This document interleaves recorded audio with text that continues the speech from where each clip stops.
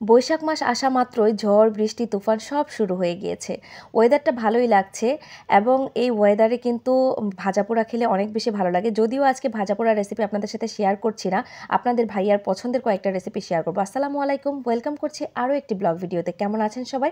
আশা করি সকলেই ভালো আছেন। আলহামদুলিল্লাহ আমিও ভালো আছি। দেখেন মাশাল্লাহ কত বৃষ্টি পড়ছে।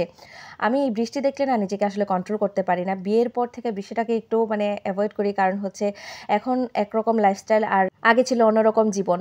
তো সকালবেলা একবার চা খাওয়া হয়ে গিয়েছিল। এই বৃষ্টিটা নেমেছে 11টার দিকে। দুপুরে রান্নার প্রিপারেশন নিচ্ছিলাম, তখন দেখি কি বৃষ্টি নেমেছে, ঝুম বৃষ্টি। তখন আবার চা বসিয়েছি বৃষ্টি দেখে। চা খেয়েছি বারান্দায় বসে বসে, কতক্ষণ চা খেলাম, অর্ধেক ভিজে গিয়েছি। তারপরেও ওইখানে বসে চাটা খেতে আমার এত বেশি ভালো লেগেছে। তো যাই হোক, পরে রান্না করে এসে একটু ছেলের জন্য ডিম ভুনা করবো। খুবই সিম্পল রান্না আজকে, আর ছোটো মাছের চচ্চড়ি করব। হয়তো শুরুতেই আপনারা দেখে নিয়েছেন যে কি আজকে পর্বে থাকছে। যারা সম্পূর্ণ ভিডিওটি দেখে নেবেন না টেনে, তাদের জন্য অসংখ্য ধন্যবাদ। কে কোন জেলা থেকে দেখছেন অবশ্যই আমাকে কমেন্ট করে জানাবেন। আমি কিন্তু খুব একটা কমেন্ট পাই না যে আপনারা কে কোন জেলা থেকে দেখছেন, হাতে গোনা 2-1 জন ছাড়া। তারাই মনে হয় সম্পূর্ণ ভিডিও দেখেন, তাই না? ক্লিক বাইট জিনিসটা কিন্তু খুব খারাপ। আপনি কারো ভিডিওটা যদি ক্লিক করে ফেলেন তাহলে কিন্তু ক্লিক বাইট করবেন না, ভিডিওটা ধাক্কা দিয়ে চলে যাবেন না, এটাকে ক্লিক বাইট বলে। ক্লিক বাইট করলে কিন্তু কন্টেন্ট মনিটাইজেশন সেটআপটা পাবেন না।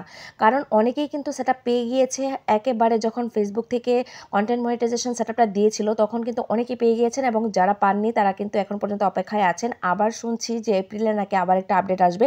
জানি না আসলে এই নিউজটা কতটুকু সত্য। এপ্রিল মাসে যদি কন্টেন্ট মনিটাইজেশন সেটআপটা আবার দেয়, যারা পাননি তারা কিন্তু পেয়ে যাওয়ার সম্ভাবনা আছে। তাই আপনারা যারা ভিডিওটা ক্লিক করেছেন, ধরেন আমার ভিডিওটাই যারা এখন পর্যন্ত কন্টিনিউ করছেন, তারা সম্পূর্ণটা দেখার চেষ্টা করবেন।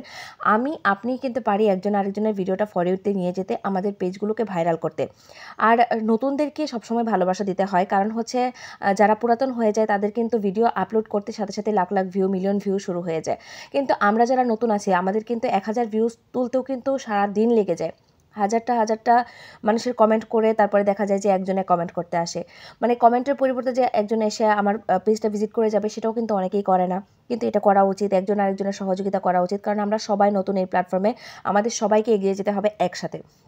যাই হোক, কথা বলতে বলতে আমার রান্নাটা বসিয়ে দিয়েছি। এদিকে কিন্তু আমি একটু ডিম ভুনা করে নিচ্ছি। ডিম ভুনাটা আলু দিয়ে ডিম ভুনাটা আপনাদের ভাইয়ার পছন্দ। মাঝে মাঝে সে ডিমান্ড করে আমি যখন শুধু পেঁয়াজ দিয়ে ডিমটা ভুনা করি, তখন সে বলে যে আসলে ডিম ভুনাটা এভাবে না করে একটু আলু দিয়ে করতে পারো। যদিও সে আলু খেতে পছন্দ করে না, কিন্তু ডিম ভুনার সাথে কেন জানি আলু দিতে পারে, আমি জানি না। তো তার পছন্দ অনুযায়ী এইভাবে রান্না করি।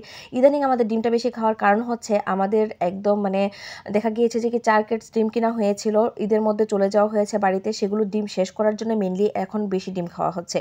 আপনারা হয়তো বলতে পারেন একদিন দুদিন পরপরই দেখি আপনি ডিমের রেসিপি দেন, কি করব বলেন? এত ডিম যদি নষ্ট হয়ে যায়, অনেক বেশি গরম। আর এখন কিন্তু চেলা মাছের একটু চচ্চড়ি করে নিচ্ছি বেগুন, আলু আর টমেটো দিয়ে। এই চচ্চড়িটা আমার কাছেও ভালো লাগে। আপনাদের ভাইয়ার কিন্তু খুবই পছন্দের রেসিপি হচ্ছে ছোট মাছের রেসিপিগুলো। যদি একটু সাথে বেগুন, আলু, টমেটো এগুলো দেওয়া যায় তাহলে কিন্তু সে অনেক বেশি খুশি হয়। কিন্তু আমাদের বাসায় দেখা যায় কি যে আমরা ছোট মাছের চচ্চড়ি মানেই হচ্ছে পেঁয়াজ দিয়ে আর কাঁচামরিচ দিয়ে চচ্চড়িটা করা হয়। কিন্তু আমার শ্বশুরবাড়িতে তারা একটু সবজি দিয়ে করে। তো আমি এখন আপনাদের ভাইয়ার পছন্দটাকে একটু প্রায়োরিটি দিই, কারণ আমি আমার পছন্দ অনুযায়ী কম রান্না করি। সে যেগুলো খেতে পছন্দ করে সেগুলো আমি করে দিই। আর যেহেতু সে এখন একবেলা ভাত খায়, সেজন্য আমি তার রুচি মতোই সব কিছু রান্না করার চেষ্টা করি। যদিও তার কাছে কোনো কিছু জিজ্ঞেস করলে সে উত্তর দেয় না, বলে কি তুমি তোমার ইচ্ছে মতো রান্না করো। তারপরেও ফ্রিজ খুলে দেখলাম যে ছোট মাছ আছে, কয়েক পোঁটা ছোটো মাছ পেয়েছি। তার মধ্যে এই চেলা মাছটা আমার বেশি পছন্দ হলো। তো ভাবলাম যে চেলা মাছটাই আজকে রান্না করি। এটা নদীর চেলা মাছ ছিল। তো সব মশলা টশলা দিয়ে, খুবই কম মশলা দিয়ে ঢেকে বসিয়ে দিলাম। আপনাদের যদি ফেসবুক সংক্রান্ত কোনো ইনফরমেশন জানা লাগে তাহলে অবশ্যই আমাকে কমেন্ট করতে ভুলবেন না। পরবর্তীতে আমি আপনাদের সেই অনুযায়ী ভিডিও তৈরি করব। ভালো থাকবেন। আল্লাহ হাফেজ।